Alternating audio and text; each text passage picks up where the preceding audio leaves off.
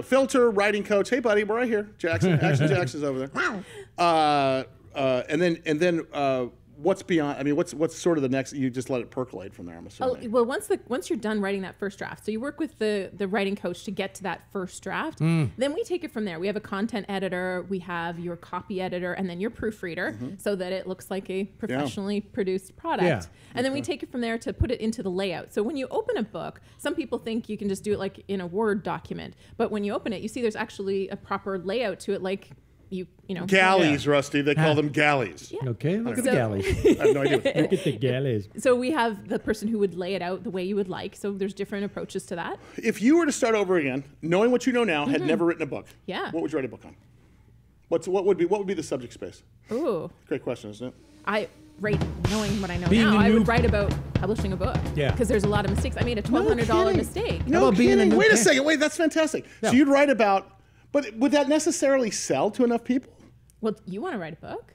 Yeah, but that's anecdotal. I mean, I think, listen, if you go to Google keyword search, right, and find out what people are searching for, I'm assuming that's going to give you an idea of what people are interested in, They say 80%, there's been surveys, and 80% of the population feels they have a book in them. Yeah, I do.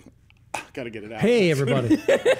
It's stuck. From a Bev lunch like 2 weeks ago with Russ. Chapter 2, you don't want to know where it went.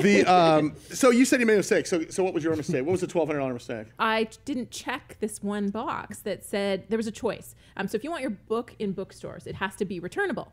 But you can have it be... Whose box are you checking at that point? I mean, who's giving you that form? When you're uploading it to the distributor, the print on demand. It's called print on demand. So it would go to Amazon or to... And if you don't check the right box, it's not going to make it somewhere. Well, it's return and destroy or return and send back to author. So yours return and destroy? I didn't want to destroy it. I love this is somebody's wrapping paper or something. I love this. So I said return to author. But that's an enormous cost. They charge you per book. That was an Elvis song, by the way. To ship it back to you. Return to author. Return to author. Yeah, so that was a $1,200 checkbox. Oh, no. What? So is that... And a garage full of your books. No. So my mistake They sell too well. Oh, atta girl. My question would be, so is that like a typical mistake? Like, what's the number one mistake? Like, what's the worst thing somebody does, and how often do they do it? Well, I think the worst thing people do is write boring books. But yeah, I really, truly, that is a mistake. I would argue that's a pretty good mistake. Does your coach spice them up a little bit? Yeah, it's like a producer for TV or for music, He's got right? a background in comedy, something that you can relate to because he wants to look at it and find. You could be a book spicer. You could be a book spicer. Really, flannel pajamas. You couldn't come down the stairs and something a little more Vicky's Secret.